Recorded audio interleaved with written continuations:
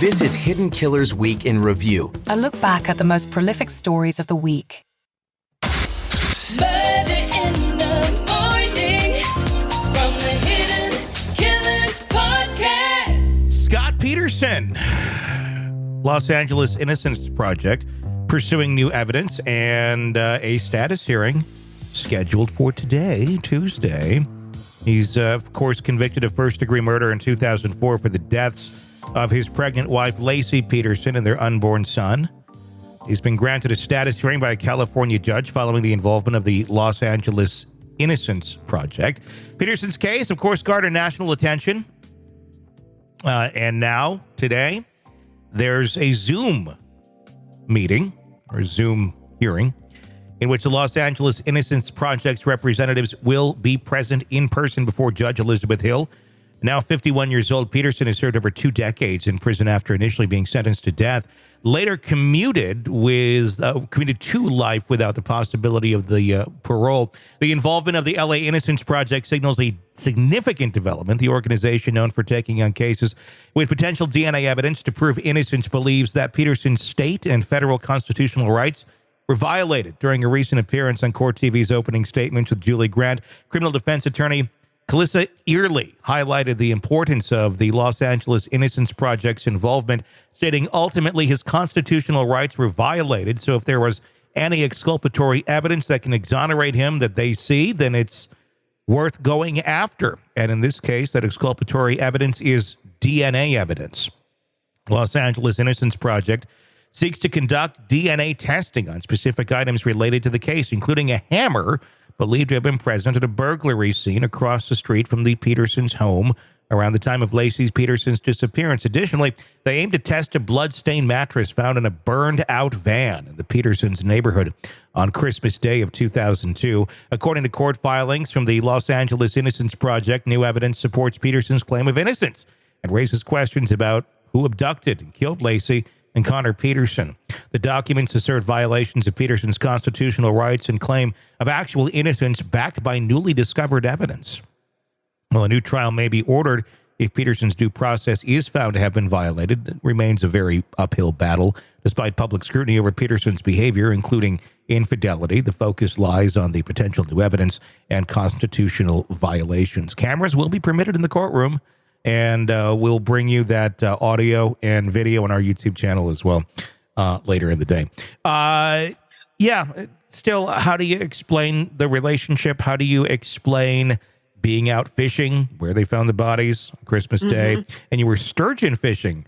You don't use like a hook and pole for sturgeon fishing, by the way. No. But that's what he said he was doing. Well, he might have been a dumb fisherman, I guess. Well,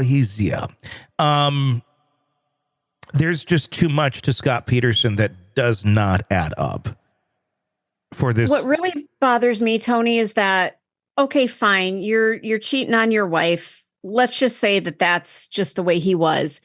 The fact that he told his quote unquote girlfriend, and the girlfriend didn't even know that the wife existed. So it just seems like he was setting up his life to not even have her in it, and the child that was coming. Like, he was just living his life, and those two exist at some point. Well, completely. You know? I mean, he listened to his voicemails that he sent his mistress when he was when they were searching for Lacey Peterson.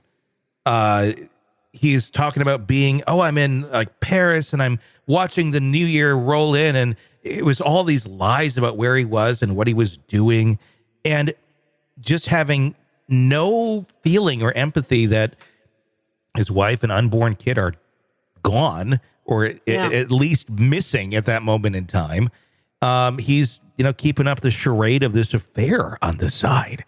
It just shows monstrous behavior. Even if he didn't kill them, he deserves to be in prison for the rest of his life, just for being a monster and being capable of doing that. Because he clearly demonstrated he's capable of being this monster.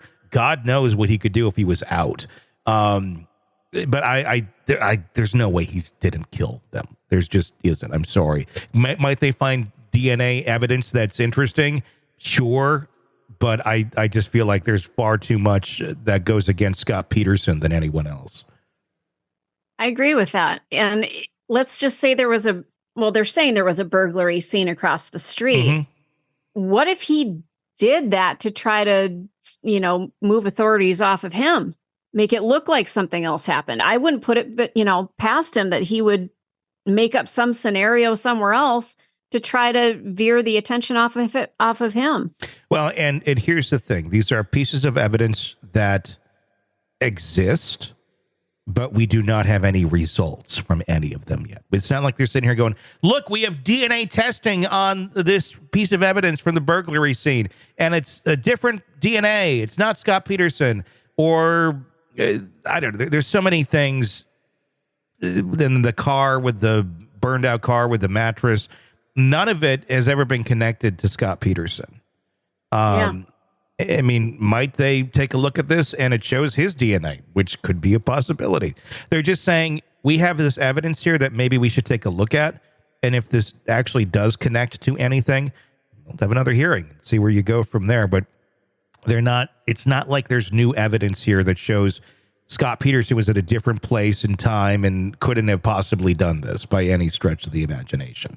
Mm-hmm. It's just more like there's some pieces of evidence that weren't looked at, but they also don't really directly tie anything to anyone either. Yeah.